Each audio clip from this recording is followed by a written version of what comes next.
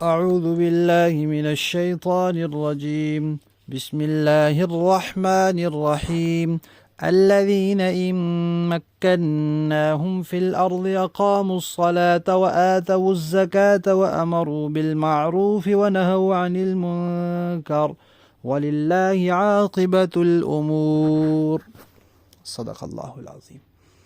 17واں پارہ سورہ حج آیت نمبر 41۔ اس آیت کو آیت تمکین کہا جاتا ہے۔ اس سے پہلے اللہ تعالیٰ نے یہ بیان کیا ہے کہ صحابہ کرام جن پر مکہ میں ظلم کیا گیا، ان کو ستایا گیا، تو پھر وہاں سے اللہ کے حکم سے انہوں نے ہجرت کی۔ وہ ہجرت کر کے پھر مدینہ شریف آ گئے، تو ان کو اللہ تبارک و تعالیٰ نے فرمایا کہ ان کو اگر ہم خلافت عطا فرمائیں، اقتدار اور حکومت عطا فرمائیں، تو یہ نماز قائم کریں گے، زکوٰۃ دیں گے، نیکی کا حکم دیں گے، برائی سے منع کریں گے۔ یہ 4 صفات بیان کی۔ تو نبی کریم صلی اللہ علیہ وسلم نے فرمایا تھا کہ میں آخری نبی ہوں، میرے بعد اللہ تعالیٰ کسی کو نبی نہیں بنائیں گے، لیکن میرے بعد خلفاء ہوں گے۔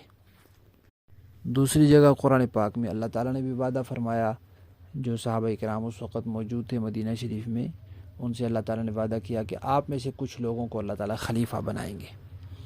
اب یہ جو آیت تمکین ہے اور آگے جو سورہ نور کی آیت ہے جس میں اللہ تعالیٰ نے وعدہ فرمایا خلافت کا، اور نبی کریم صلی اللہ علیہ وسلم کے جو ارشادات ہیں ان کو سامنے رکھا جائے، تو وہ صحابہ کرام جنہوں نے مکہ مکرمہ سے مدینہ کی طرف ہجرت کی، ان میں سے 4 حضرات کو خلافت ملی ہے۔ ویسے تو کل 7 صحابہ ہیں جن کو خلافت ملی ہے، لیکن یہ جن کا اس آیت میں تذکرہ ہے وہ 4 ہیں۔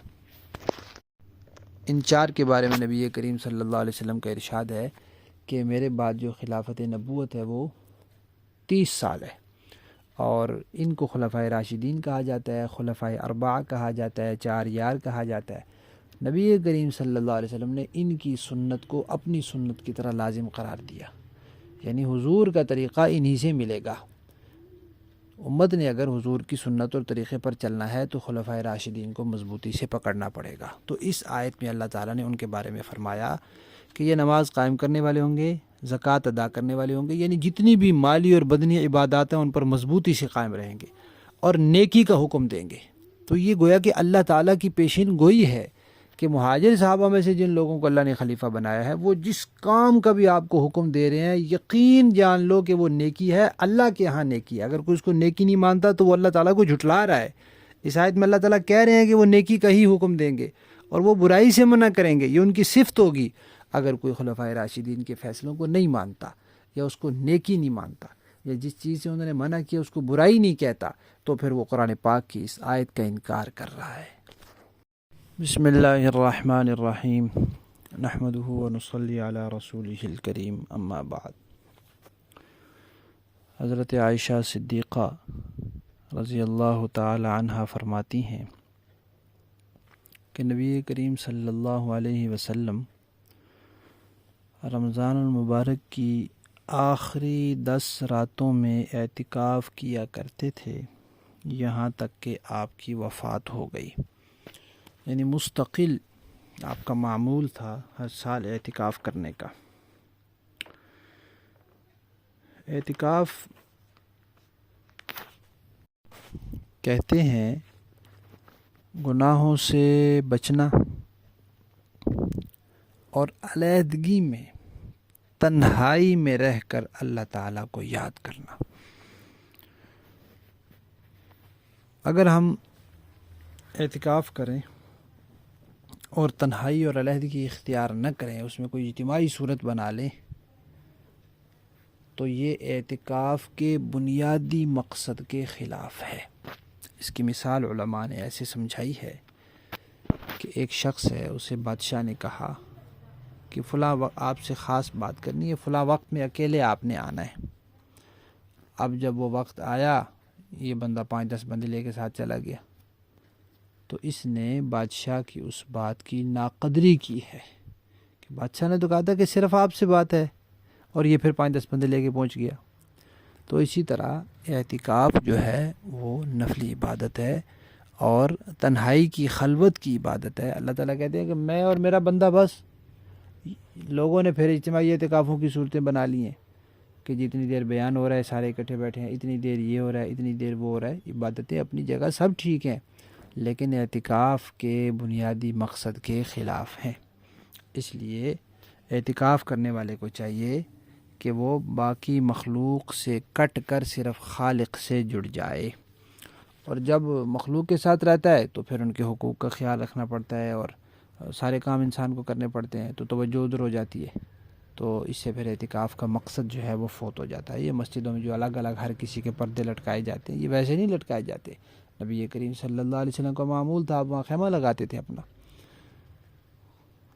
تو اس لیے اعتکاف کرنے والے اگر یہ چاہتے ہیں کہ وہ اعتکاف کا حقیقی مقصد اور اس کی روح حاصل کر لیں، تو جہاں یہ ضروری ہے کہ مقصد صرف اخلاص ہو، اللہ کی رضا ہو، گناہوں سے بچنا ہو، اپنی مغفرت کروانا ہو، شب قدر کو پانا ہو، دینی دنیاوی فوائد ہوں، تو یہ مقصد ہو، تو لوگوں کو دکھلاوا مقصد نہ ہو۔ وہاں یہ بھی ضروری ہے کہ وہ اپنے آپ کو موبائل سے دور رکھیں، لوگوں سے میل ملاقات اور خام خواہ کی گفتگو اور تعلقات بنانے سے دور رکھیں، اور اجتماعی کے بجائے نماز فرض ہے، اجتماعی ہے، تراویح اس میں پڑھنی ہے وہ اجتماعی ہے، یا کھانے کا نظم اگر اجتماعی ہے تو چلو اکٹھے بیٹھ کے کھا لیں، لیکن باقی عبادات اپنی تنہائی میں اکیلے اکیلے کریں۔ اللہ تعالیٰ میں توفیق عطا فرمائے۔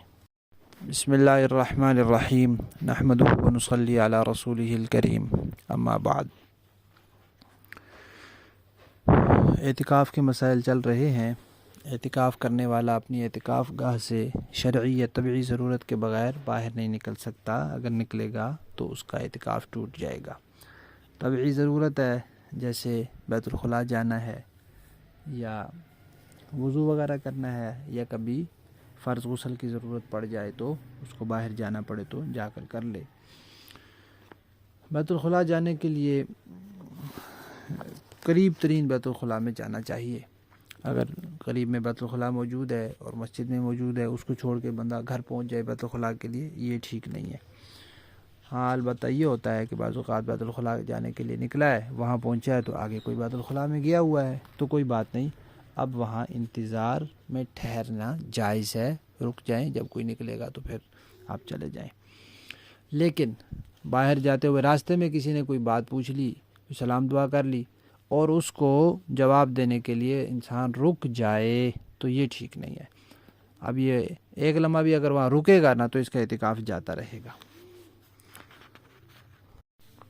اور جب انسان بیت الخلاء جانے کے لیے نکلا ہے تو اب وضو کرنا چاہتا ہے تو کر لے، کوئی حرج نہیں، یا ویسے عبادت کرنی ہے، نماز پڑھنی ہے، تلاوت کرنی ہے، اس کے لیے وضو کرنا ہے تو وضو کے لیے جانا چاہتا ہے تو چلا جائے، لیکن صرف ہاتھ دھونے کے لیے نہیں جا سکتا، جی کھانا کھانا تو ہاتھ دھواؤں، یہ صرف کلی کر رہا ہوں، ان کاموں کے لیے نہیں جا سکتا۔ ہاتھ وہیں دھوئے جا سکتے ہیں، مسجد کے کنارے پر کھڑے ہو کے پانی باہر گرے یا کسی برتن میں دھو لیں، اسی طرح کلی بھی وہیں کی جا سکتی ہے۔ اعتکاف کے دوران جو فرض غسل ہے اس کی تو اجازت ہے، اس کے علاوہ اعتکاف کے دوران گرمی کی وجہ سے یا جمعے کا غسل اس کی اجازت نہیں ہے۔ بعض لوگوں نے اجازت دی ہے کہ مسجد کے اندر گرمی بہت شدید ہو تو پھر ایک ٹب رکھ لیں، وہیں اس کے اندر نہا لیں کہ پانی مسجد میں نہ گرے، ورنہ مسجد کی بے احترامی ہوگی۔ مقصد یہ ہے کہ مسجد سے باہر نہیں نکلنا غسل کے لیے، مسجد کے اندر غسل کرنا مسجد کے احترام اور آداب کے خلاف ہے، اور مسجد سے باہر نکلنے کی اجازت نہیں ہے۔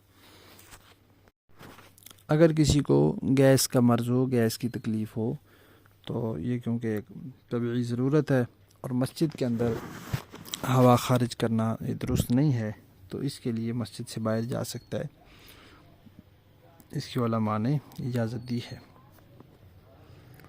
اسی طرح کھانا کھانا طبعی ضرورت ہے، اور کوئی اور کھانا پہنچانے والا نہ ہو تو پھر یہ کھانا لینے بھی جا سکتا ہے، لیکن پھر رکے نہیں، کہیں بات چیت نہ کرے، بس کھانا پکڑے اور فوراً پہنچے وہاں، واپس آ جائے، اور ایسے وقت میں نکلے پہلے سے بتایا وہ ہو کہ اتنے بجے کھانا تیار رکھیں۔ پھر اگر گیا ہے اور ابھی وہ کھانا ڈال رہے ہیں تو اس کی وجہ سے رکنا پڑا ہے، وہ الگ بات ہے، طبعی ضرورت ہے، جیسے بیت الخلاء کے لیے گیا تھا تو کوئی گیا ہوا ہے تو رکنا پڑ گیا تو کوئی بات نہیں، گنجائش ہے۔ دانت صاف کرنے کے لیے نہیں نکل سکتا، البتہ جب وضو کرے تو اس وقت مسواک کر لے، چاہے اس میں جتنی دیر لگے کوئی بات نہیں، لیکن خام خواہ وقت وہاں صرف کرے، ضرورت کی جو مسواک ہے وہ کرے۔ ضرورت کے بغیر باہر نکلے تب بھی اعتکاف ٹوٹ جائے گا۔ باہر کسی ضرورت کی وجہ سے نکلا تھا لیکن بغیر ضرورت کے ٹھہر گیا یا دیر لگا دی خام خواہ تو بھی اعتکاف ٹوٹ جائے گا۔ کسی شدید مجبوری میں نکلا، کوئی بندہ تھا بیچارہ، اس کو مرنے سے اس کو بچانے کے لیے نکلا، تو اعتکاف تو ٹوٹ جائے گا لیکن اس کو گناہ نہیں ہوگا۔ اسی طرح کسی نے زبردستی پکڑ کے باہر دھکا دے دیا، نکال دیا، تب بھی اعتکاف ٹوٹ جائے گا لیکن اس کو اعتکاف توڑنے کا گناہ نہیں ہوگا اور اس کو بعد میں قضا کرنی پڑے گی۔